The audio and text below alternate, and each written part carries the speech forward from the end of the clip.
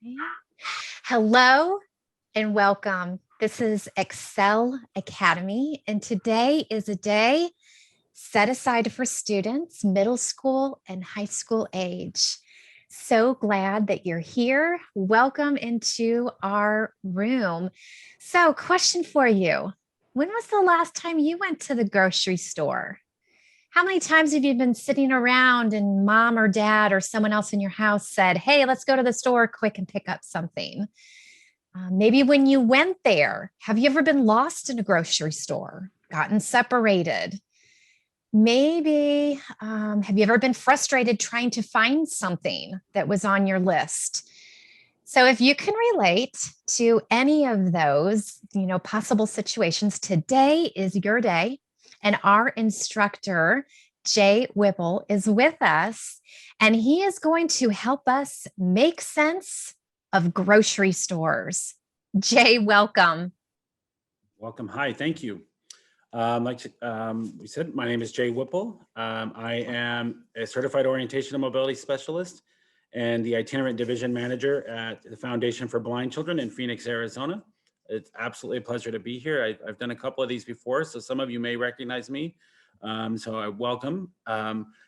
This is about grocery stores, but I will tell you a lot of these techniques work in any kind of store. So when you go into Home Depot or you go into a grocery store or Macy's or any place like that, a lot of these techniques, a lot of these skills translate to other stores as well.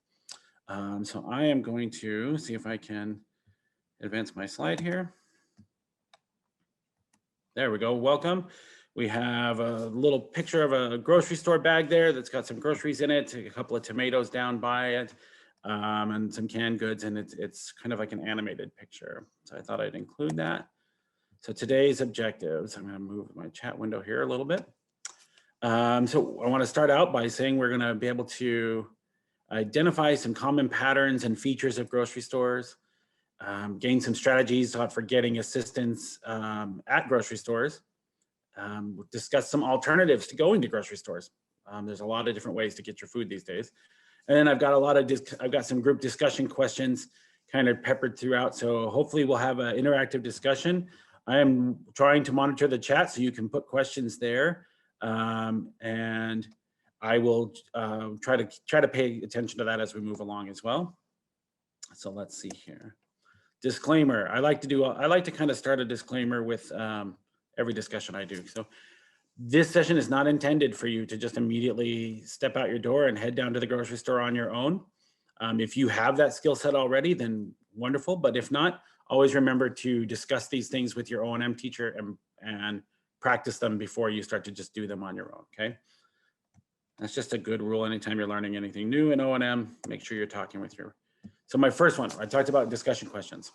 And I'm curious because I know that Amy asked, like, when was the last time you went to the grocery store? And it's a good question. The pandemic that we're all living through has changed the way a lot of us do a lot of things, myself included. I don't go to grocery stores anywhere near as much now as I used to because I get most of my groceries delivered.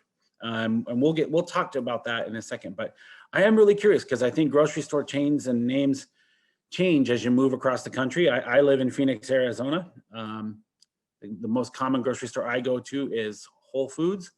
But I'm curious, give me some names of the stores that you go to. What are the places that are in your cities? And what cities do you all live in? So part of what I'm curious about is some of the differences. King Soopers I see in Colorado, Publix in Florida. We don't have either of those in Arizona. We have a King Soopers, but it's called Fry's here. But I'm very curious as to what some of you are doing, because I think that grocery stores change a little bit depending on the neighborhood that you're in. I think urban grocery stores are very, very different than like the ones out in the suburbs and the ones in rural areas. And we'll talk about that a little bit as we move on. Kroger's in Dayton. Yeah, Kroger's I think we have that here, Middleton and Walmart. I see, so we're getting some good answers here. Does anybody have Safeway in their communities? We use a Safeway and there's a couple of kind of local stores. There are a couple of stores I'm hoping somebody's going to throw out there. Stores like Trader Joe's and Sprouts. Do anybody have those in the cities where they live? Winn-Dixie, I see that the reason I ask about, I just see, so we got an Aldi's here that actually just opened up in my neighborhood here in Arizona.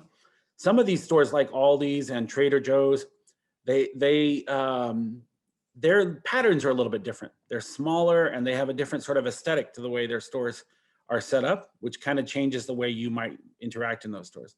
So very good to see that. Let me see. All right, so let's talk about some grocery stores a little bit, because before you go in, you got to get there, right? It seems kind of obvious, but when you get to the grocery store, how are most of you getting there? Are you taking the bus? Are you walking? Are you using Uber or Lyft? I have a picture here of the entrance to a Whole Foods supermarket outside. And I wanted to talk a little bit about some of the things that you find when you come into grocery stores.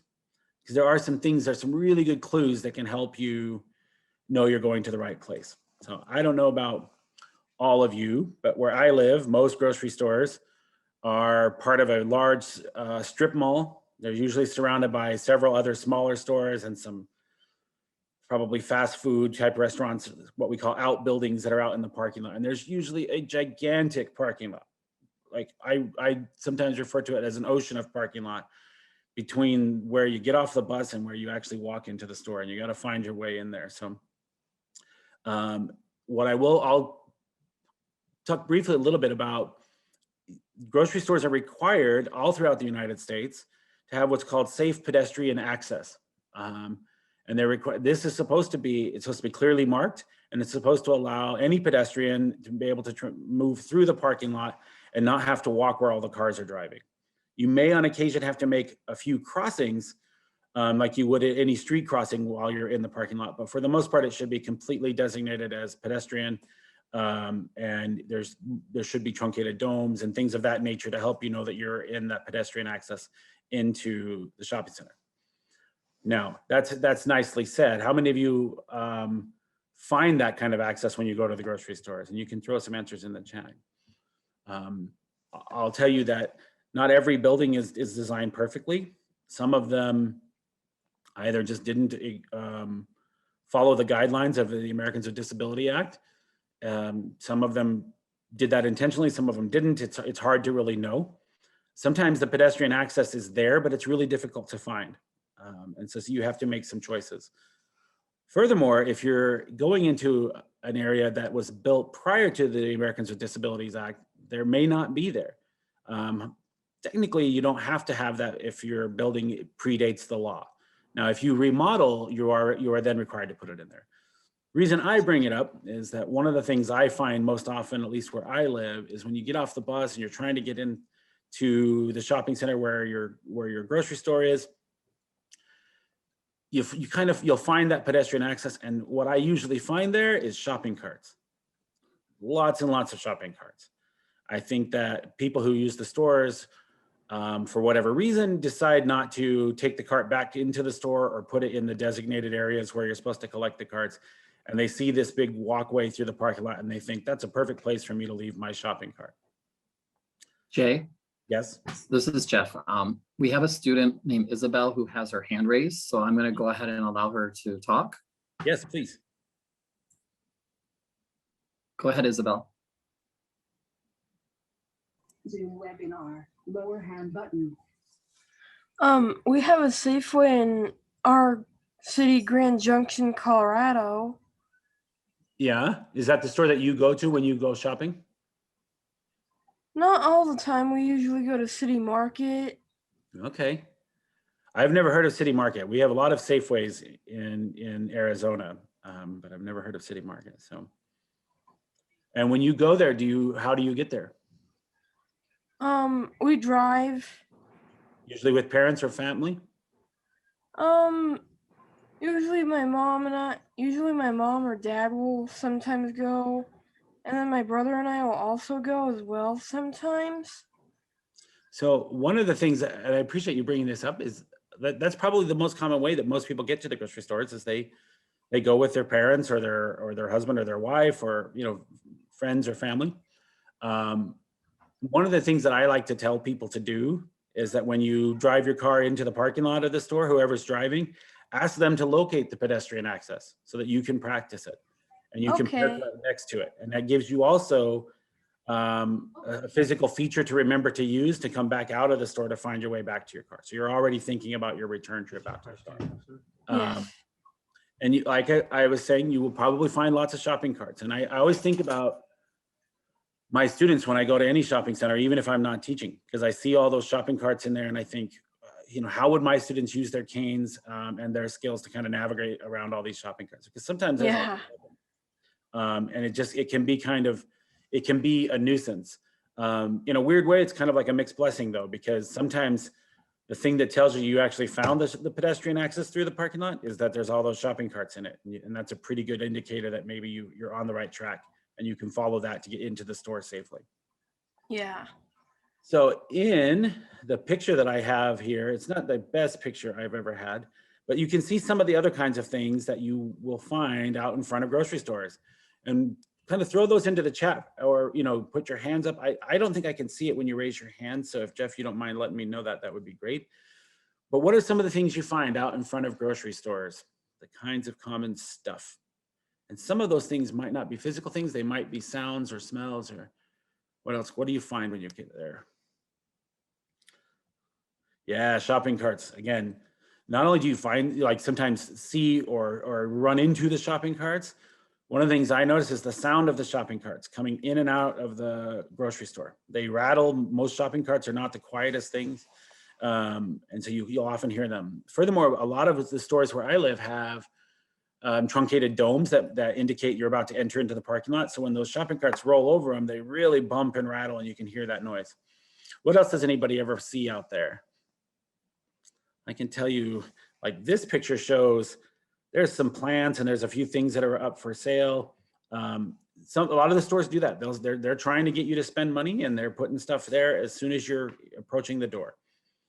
What I like to point out to a lot of my students here in the Phoenix area, because Phoenix is a remarkably warm city. It's very hot most of the year here. And one of the things that I always notice as we're getting close to the grocery stores is they have those sliding automatic doors. So as you step in front of the door, that door opens up and you get a big blast of air conditioning that blows out of the store. And you can almost always hear what's going on in the store and feel that. And this is my opinion, but I think grocery stores have a very unique smell as well. And so a lot of times when those doors slide open and you can smell that grocery store, you know you're in the right place. Stores, I've always felt that every kind of retail store has its sort of own unique, almost fingerprint, for lack of a better word, in the way that it smells and it sounds. Music that comes out of grocery stores is very different from music that comes out of clothing stores, and so on. So you'll hear and kind of notice those features as you're approaching. Yeah, it is like walking into a refrigerator. It's weird because I'm not a person that gets cold easily, but I often notice in Phoenix, it'll be 115 degrees outside and you go into the grocery store and everybody has a sweater on because it's 71 degrees in there. So I live in a very strange city. Most of you probably don't have to deal with that, but you know, you'll notice those things. Now, I used to live in kind of northeastern Canada, in the French-speaking part of Canada, and one of the things I always noticed that it was the exact opposite. When you go to the grocery store in the winter, the heat would come out of those doors. And you know, where I lived in Canada, it was super duper cold, and so it was always a welcome thing to kind of go into to find the heat from those stores. So wherever you live, you'll probably notice some of those features. You can listen and you can smell the stores and you can kind of feel the temperature changes and look for all those physical things as well. Some grocery stores have what are called bullards, which are like little barriers on the ramps that enter into where the doors are, and they're removable. So if the store wants to, they can bring more stuff in, but they prevent cars from driving through the doors. So you'll often find those as well. And then I also wanted to talk a little bit about urban versus suburban and rural. I spend a lot of time in Chicago, where my wife's family is from. And I think that I sometimes notice that the grocery stores in downtown urban city centers are very, very different from where I live in the suburbs of Phoenix. And it's mostly to do with what we're talking about right here, the entrances. You don't have to walk across a massive parking lot to get in. Usually the entrance is right up there by the sidewalk and the street. Do any of you live out in rural areas, or are we a mostly suburban crowd here today? You can kind of put those in there. I do see a question about stores playing music. That I actually love this question. I think the simple reason is their stores are trying to make themselves attractive to the customers. They want them to be pleasant environments. They want them to be relaxing because you'll spend more time in there and you'll spend more money. But as you know, the music does change based on kind of on the target audience. So the mall can be a great place to think about this concept. And I've talked about this with my students a lot. When you walk by a store in the mall that's trying to sell like clothing to teenagers, the music that comes out of that store is extremely different from the store that's trying to sell clothes to your parents. And music that comes out of like Home Depot or your supermarket is different as well. And it's a lot of times just sort of geared toward the target customers. But really they're trying to make you spend money. Honestly, that's probably the ultimate goal to the way all stores are designed. Let me see here. Let's move on. Discussion question number 2. Let me see. Oh, I'm sorry. What apps, if any, do any of you guys use in your grocery store? And I'd love to hear some of what you guys use. I've got my phone here and I'm going to open up and talk about a couple of the apps that some of my students use, not all of them, but some of them use. And I can kind of give you some opinions on some of these. There are a variety of ones. There's Blind Square and whoops, now you can all hear sorry about that. Does anyone out there use any apps when you're in the phone, when you're in the grocery store? There's Seeing AI. Seeing AI is one that I have a lot of people ask me about it. It makes a lot of claims. I am not the best authority on Seeing AI. I have not used it as much as maybe some other people. But there are all sorts of apps that allow you to read barcodes and kind of check for prices and nutrition information and things of that nature. What I will tell you though is that in my experience, a lot of these apps are not as efficient as the designer of the app claims, and they also tend to drain the battery on your phone pretty bad. And so you have to kind of learn to use your phone sparingly when you're out doing O&M, because it has a lot of uses, but battery life tends to be by far the biggest hindrance to it. TapTapC, I see from Mike. I have used TapTapC a little bit. Mike, do you like TapTapC? Is there anything about it that you use frequently, or do you feel like it could be improved? And I'll give you a second to answer that as well. Seeing AI makes the claim to recognize faces, and in my experience, it hasn't worked as well as some others. Mike says TapTapC is okay. I tend to sort of agree. I've gotten pretty frustrated with TapTapC. I see a question from Donnie about it. It's an app that's supposed to allow you to kind of take pictures and recognize items in a store. I believe it has some other functions too. I'm by no means an authority on it. Like all of them, I'm kind of frustrated with the claims that the apps make versus what they actually do. But I'll tell all of you what I tell all of my students. In a weird way, it's a good thing. So when apps don't work, all it does is it kind of pushes the industry to create better ones. And I do think that we live in a time where we can do pretty amazing things with our smartphones. I love them, and they are really rapidly transforming the way we do everything in our daily lives. So that's pretty cool. If anybody else has more apps, if I'll see them in the chat, just kind of throw them out there. So now that you made it inside the store, that's kind of where we're going to go from here. So we've talked a little bit about how you get across from the parking lot and you get inside. So what are some of the things that you can do? I see Donnie, you saying he uses his iPad. I have mixed emotions about iPads in the store because they're just so big to carry around. But I also realize that sometimes what I do love about the iPad, and we'll get to this in a little bit later too, but is that you can take a picture of something and you can kind of increase the size of that so you can check for prices and things of that nature. So you made it inside, now what? What do you do when you first step in? Like, as always, feel free to kind of throw something into the chat, some of the ways that what you do when you first get in there. So I always recommend that my students kind of note their cardinal directions. Think a little bit about once you step inside the store, because north is still north when you're indoors, right? And when you walk inside, you want to be able to kind of note like, hey, when I step inside the store, what direction is directly behind me? What direction am I going to go to get back out of this store?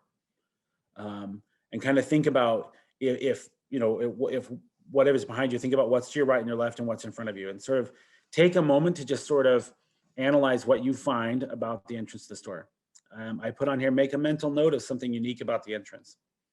So grocery stores, a lot of them have some pretty common patterns, and they're designed pretty similarly.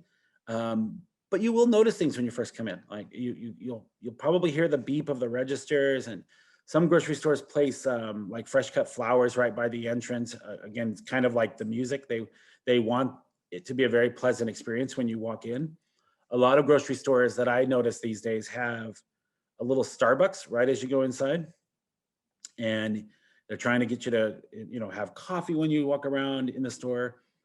The Starbucks are great because even if you don't like coffee, you can smell the coffee, and it's a great sort of indicator about what you are. So you want to try to take a little mental picture and a little mental note of what you find as you enter the store.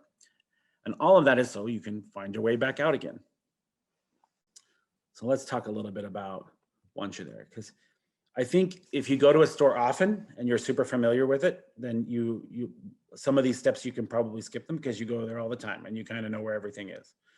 But when you go to a store for the first time, and this is one of those things I mentioned at the beginning where we're talking about grocery stores, but you can use this theory in all kinds of new stores. So I always say just kind of start with the perimeter of the store. Go around the edges first and worry about what's in the middle afterward. Now, part of what you'll find, the pattern in grocery stores, is typically you'll find produce and fresh fruits and vegetables kind of to the left or the right of the entrance, and the bakery and sort of hot foods are usually to the right side of the entrance, or vice versa. They're on one side or the other. And they kind of spread them out across the store, and you'll usually find one at one end and the other at the other. Some of the smaller stores like Trader Joe's and Aldi's switch this up a little bit, but for the most part, this pattern is pretty common. And as you kind of go around the walls of the grocery store and you kind of start to get out of the produce section, usually at the back of the store, you'll find like dairy foods and like fresh meat, maybe a few other things, but usually those things are on the back in refrigerated cases. And as you kind of go back around to the other side, you'll probably find that bakery and some of those things. And then right up at the front, you always seem to find the cash registers and the checkout aisles and all of those things. Some of the things that you'll notice about the front of the store is that's often the most congested area of the store. Everyone that's made it through the store and picked all of their items is waiting in line to check out. And you'll hear that constant beep of the little Scantron as people make their purchases and move through the store. Front of the store is usually also where you will find a customer service desk. And that customer service desk can be your best friend when you get to the grocery store, because those people can help you, locate items. They can send a shopper around with you to help you pick out your things. Do any of you use a personal shopper? I'd love to hear about that and some of your experiences if you do. What you'll also usually find about halfway through, as you're going around the perimeter, is somewhere right around the middle of the store, Oh, Mike says he likes to use a personal shopper at Publix. So Mike, my question for you is, what does that personal shopper do for you at Publix? Are customer service desks allowed to use Cited Guide? Yes, I will say, but what I would say about Cited Guide is, or Human Guide, whatever you like to call it, is I don't want, what I don't want for customer service employees to do is just grab you by the arm and start to drag you around the store. And that seems kind of ridiculous, but you know, it's probably happened to at least some of you, and I've certainly experienced it before as well. Anytime that you're using a Cited Guide with someone, my caveat is, as long as you're comfortable with them being a guide for you, and you also have the ability to stop using that guide whenever you are ready to. In my experience, it's rare that you'll meet a customer service employee or any employee at the grocery store that's familiar with Cited Guide. They may not have done it before. And so you're going to need to have that skill of being able to tell them how to guide you. And so if you're not ready for that, then that may not be able to do that for you. I am a big fan of personal shoppers. I think it's really great. I have some recommendations for personal shoppers. I always say, try to call ahead. You're not obligated by any sort of legal sense to call ahead and ask for a personal shopper, but I will say you tend to get more assistance and better assistance if you can, if you call the store ahead and let them know that you're coming. Grocery stores are not the only stores that have personal shoppers, by the way. You can get them at department stores or hardware stores or any place. Most places are more than happy to help you if you just ask. Private shopper. So private shopper is a private shopper or a personal shopper is someone who will walk around with you in the store and help you pick out all of the items that you need and help you get through the checkout lane. And it's a pretty cool experience. We do a lot of lessons on that here in Phoenix, where on how to use personal shoppers, how to get one, and so on. And like I said, I do recommend calling in advance. And sometimes it can be easier to get that kind of assistance if you don't go on a Saturday morning when it's like the busiest day at the store. You are, of course, welcome to go to the store on a Saturday, but you need to understand that the assistance that you get might be different. The store is going to be busier and there's going to be more customers, and they may not be able to give you as much personalized attention as you're hoping for. Okay. So just to kind of review, remember those patterns. What are some of the things that you can do when you first walk into the grocery store? And I'll give you a couple of seconds to kind of answer that as we kind of think about what we're going to do next. All right, discussion question number 3. Now, somebody already mentioned iPads, but I want to kind of think about what sort of low division devices do you use in grocery stores? And I've got a picture here of a bunch of handheld binoculars. I'm a big fan of these types of devices. You can do an awful lot of things. I mentioned a little bit about using your iPad to take a picture. I love being able to take a picture of like price tags. A lot of you probably noticed that price tags in grocery stores tend to be very tiny, and they're on multiple shelves throughout on the aisle, and you have to kind of bend down and look at them. Your phone or your iPad is really cool because you can take a picture of it and just increase the size of it and get a sense of that. You can do that to read labels and do a lot of things. Magnification app on the Apple products. Yeah, I totally agree. Those kinds of things are great. I use the phone camera I'd see Mike saying that. Do any of you use a monocular of any kind? I really like these little telescopes or monoculars in grocery stores. I love being able to like read the signs that are above the aisles. You know, every aisle is usually numbered, and it'll have a short list of all the things that are located on that aisle. And your telescope can be a great way to read that. And if you don't need anything on that aisle, you can skip it, and you don't have to keep moving there. I am also a big fan of small handheld video magnifiers. There's a lot of them on the market. but they all work really well in similar ways to the magnification on Apple products. That allows you to take a picture and zoom in or zoom out, and you can change the backgrounds, and you can use a lot of those tools to kind of find out information about the store that you're in. As a side note, one of the nice things about those video magnifiers is that they're not draining the battery of your phone. It seems like everything we do in O&M, we have to constantly think about our phone batteries. All right, let's see what we're doing here. All right, so getting out. I'm going to start with this picture I've got on the screen here. I chose this one specifically because it really illustrates what I was talking about, like how crowded the front of the store can be. A lot of times, especially on a Saturday morning or a Sunday afternoon when a lot of people are doing their shopping, that front of the store can be a mess. There's lines and lines of carts, and people are waiting in line to make their purchases. I think our current world, our pandemic world, has made it interesting as well, in that at least where I live, most stores have little markers on the floor to help you know when you're 6 feet apart from the next person in line. I have not seen any markers yet that were tactile. They're usually just stickers or tape on the floor, something like that. But just be aware that the front of the store is generally busier, and you're going to need to probably slow down and have your cane out.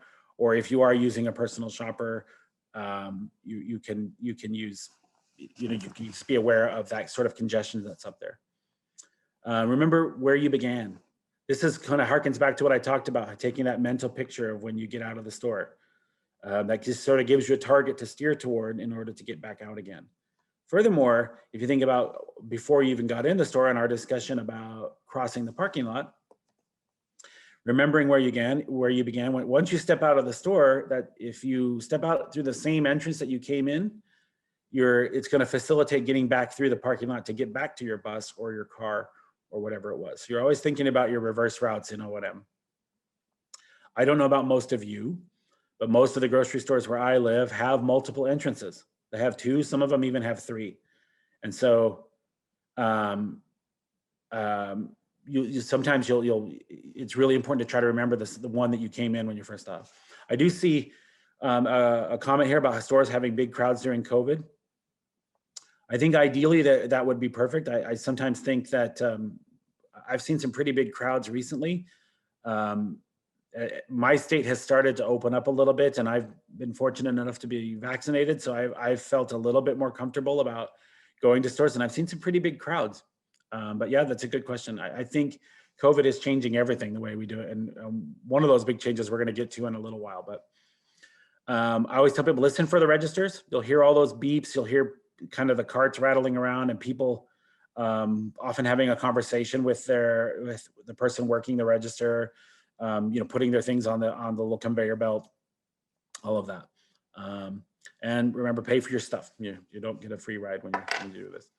There's usually a gap though between, like, when you go through the register before you actually make it out of the store, and there's sort of that aisle that runs perpendicular to all of the aisles in the middle of the store, and that's where customer service is, and you'll find your way back out of the store. So like I said, if you came in on the side with the produce, try to exit on the side with the produce so that you don't have to navigate some new space out in front of the store to get back across the parking lot. Any questions or comments? Anybody have any experiences they'd like to share with trying to navigate these things? There's a tool that I love to use in the grocery store that I'm not sure how many of you have been exposed to, but it's called the mini guide.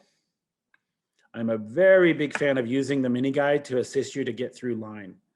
I mentioned that the 6-foot markers are not tactile on the stores. What I love about the mini guide is it allows you to follow someone in line. You can set the distance that you want it to find, and when that person in front of you takes a step forward and your mini guide stops vibrating, you can take a step forward and kind of follow them in line. So it's a really good, that's a really good tool for that. Discussion number 4. So why are grocery stores built the way they are? And I'd love to hear any answers or theories that some of you have about about that. Is the mini guide an app free? I see that question. So the mini guide is not actually an app at all. The mini guide is a small handheld device, and I'm going to see if I have one within arm's reach of where I'm sitting right now. I might. Unfortunately, no. So the mini guide is actually a little tiny handheld sonar device. It works exactly the same way that submarines use sonar. It sends out a little sound wave that you can't hear. And when that sound wave hits something out in space, like a tree or a bench or the person in front of you in line, it vibrates. And as you get closer to whatever that is, it vibrates more quickly. Excuse me. And because it's programmable and you can tell it that you don't want to detect anything past a certain distances. When I'm in non-COVID times, a lot of times I'll set my mini guide to 0.5 meter, and I just point it directly in front of me. And when a person takes a step away from me, they've gone past that 0.5 meter mark, and it stops vibrating, and I can just move forward a little bit. And that it's nice because then I don't, you're less likely to kind of hit their feet with your cane or get caught up in other things. And it's a very discreet way to kind of move through those lines. So that's a really good question. And I would say, if you get a chance, talk to your O&M specialist about mini guides. They are available through federal quota, I believe. And so it's a really good way to kind of learn about one, and before you kind of make the decision to purchase one, because they're not cheap. They're like $700. So, but you can get them through federal quota, which is a really, really cool way to do that. Jay, we have a hand up again with Isabel. Yeah. I'm going to allow her.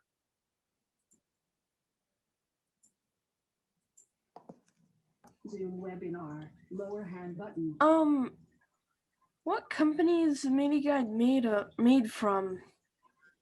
I forget the name of the company. Let me tell you a little bit about it. I won't get too far into this discussion, but I'd be happy to meet with anybody and talk about the mini guide later as well. But it's made by a company in Australia. I forget the manufacturer's name.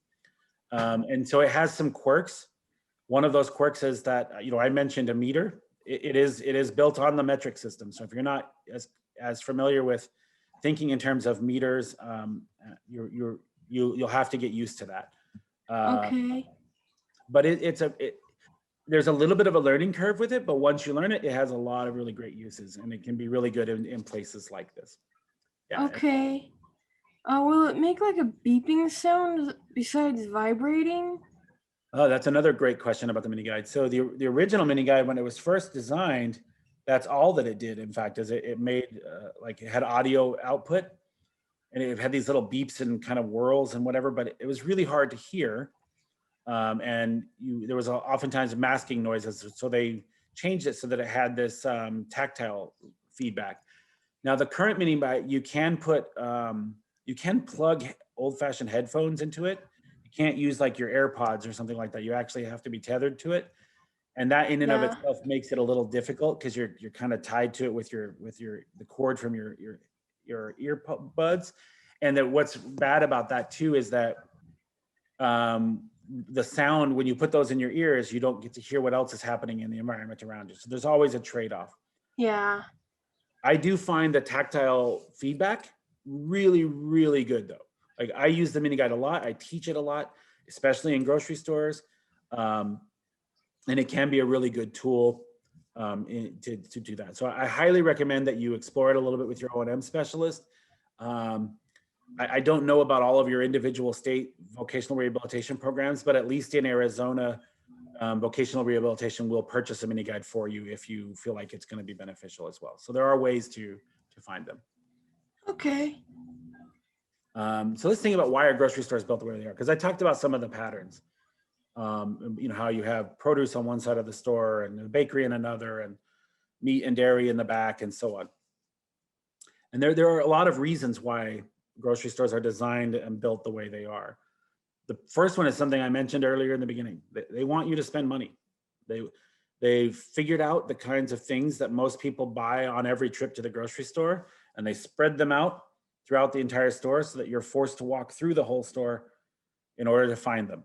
And I think their hope is that you'll see something else that you don't necessarily need, but you really want, like Oreos or something. And so you tend to spend more money if you have to walk through the whole store to get to it. There are some practical reasons though as well. So the reason why you almost always find meat and dairy and kind of cold frozen foods toward the back of the store, you do sometimes find an aisle in the center of the store that's frozen food, and you can usually feel that temperature difference too. But the reason why those things are usually at the back of the store is because all of that stuff comes to the grocery store on refrigerated trucks, and they are trying to keep that stuff cold all the time for you. And so they don't want to transport and carry it all through the store without raising the temperature of it. So you'll usually find the stuff at the back of the store. I did mention stores like Aldi and Trader Joe's. I don't know if anyone has Sprouts in their area. Sprouts is a pretty big chain here in the Phoenix area and throughout Arizona. And some of them have changed sort of the models of the way their stores are designed. And I think they've done that on purpose because they want it to stand out aesthetically, to look a little bit different from other stores. And so sometimes you'll find that. But the biggest reason why grocery stores are built the way they are is to get you to spend money and to walk through the whole store and kind of look at everything and kind of tempt you. This is the very reason why when you get to the register, they have all the candy bars and different little treats that are right there by there, because they're trying to get you to spend one last amount of money. They want you to buy one more thing, and they put those things that are most tempting for you. I also think they realize that people are starting to get hungry after they've been wandering through the grocery store for 30 minutes.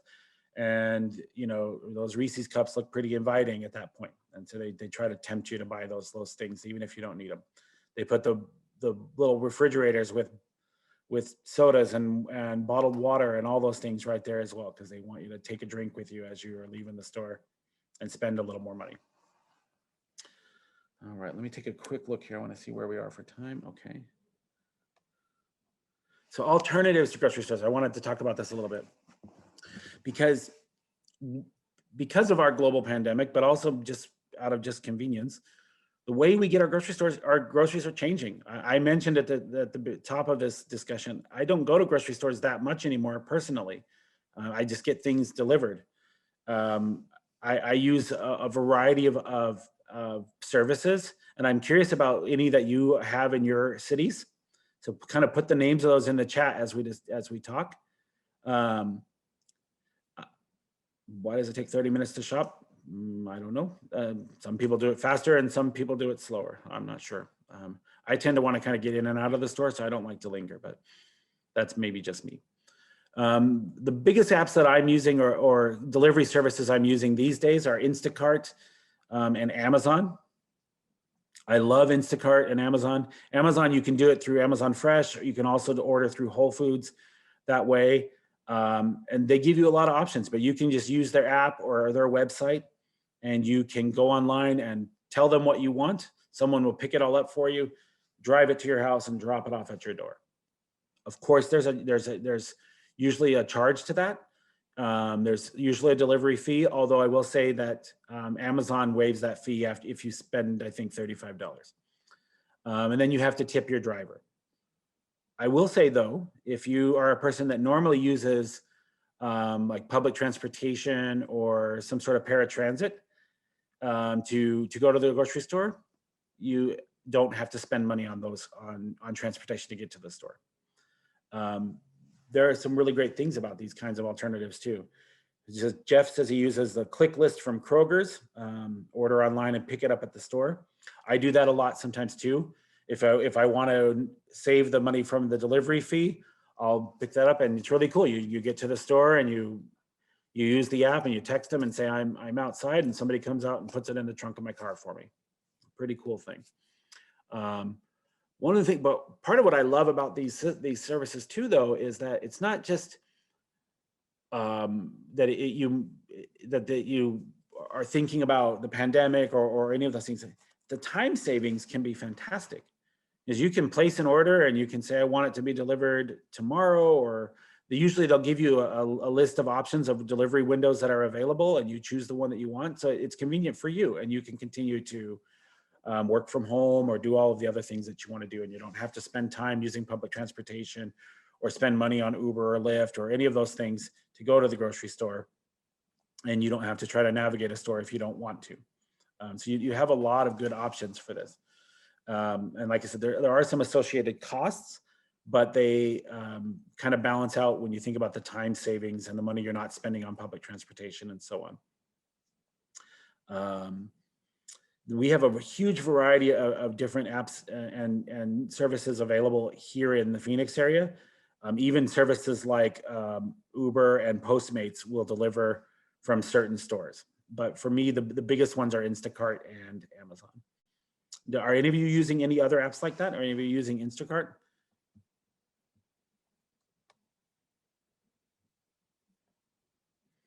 All right, so as we're getting close to wrapping up here, I do want to kind of I have another discussion question, because I talked about calling ahead when you want to call a grocery store. And so what kinds of questions can you ask a store when you call ahead of time? Because you want to think about how are you going to get the most information or the most assistance so that you can have the most successful trip to the grocery store as possible. And I like to, some of the questions that I like to have my students ask that maybe they don't always think of is, Mike says he calls to ask for a personal shopper. I think that's great. I think, like I said earlier, when you call ahead and explain your situation, you tend to get the service you want more quickly. Also, sometimes when you just show up at the store, you might have somebody who's really new and they don't understand how a personal shopper even works. So sometimes it's just nice to kind of clarify. But when I have students that are going to go to the grocery store on their own, I still tell them to call ahead. And I ask questions like, what other stores are located around you in the parking lot? So if you're finding some of those things, and maybe there's your Safeway is there, but it's right next to Office Max, and you are sort of familiar with Office Max and you kind of know some of those things. Maybe they'll tell you it's right next to a Starbucks, and you can go, oh, I know I'll kind of smell the coffee and I'll listen for the carts, and I try to get as much information as I can about that. I like to have my students ask if there is if there are certain days or times where they're more likely to be able to get a personal shopper. All of those kinds of things. Questions are any of you guys asking? Any at all?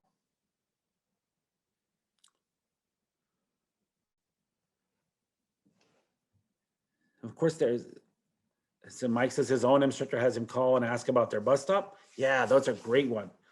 And I will tell you, a lot of times, because you want to be able to get, like, how do I get from the bus stop to my store? Sometimes I ask my students to ask about the pedestrian access. I ask them, like, hey, where is that located? If I get off the bus and you tell them where you're getting off the bus, sometimes they can direct you on how to find your way into the store.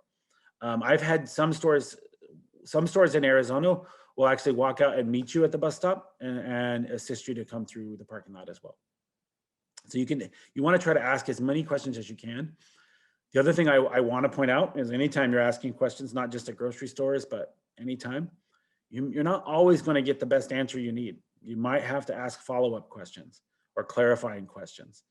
Because sometimes the people that you're talking to, they may not understand exactly how to give you the best directions. So if you work with them and be a little patient and ask them some follow-up questions, you tend to get what you need faster. All right.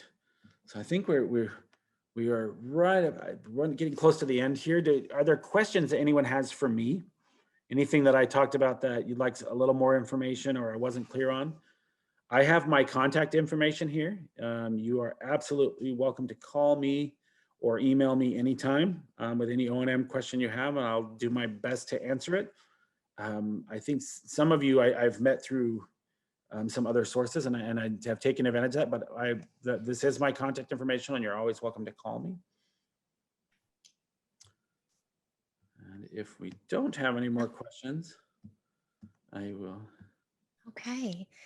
Well, thank you so much, Jay. You gave me things to think about and realize, especially realizing just how much a grocery store wants me to spend more money. And those little subtle tricks that seem to always make me spend more money. So I'm now going to be thinking more about that. But tomorrow we jump into cooking now. So we talked about going grocery shopping today. Tomorrow we go cooking, and it's cooking breakfast actually.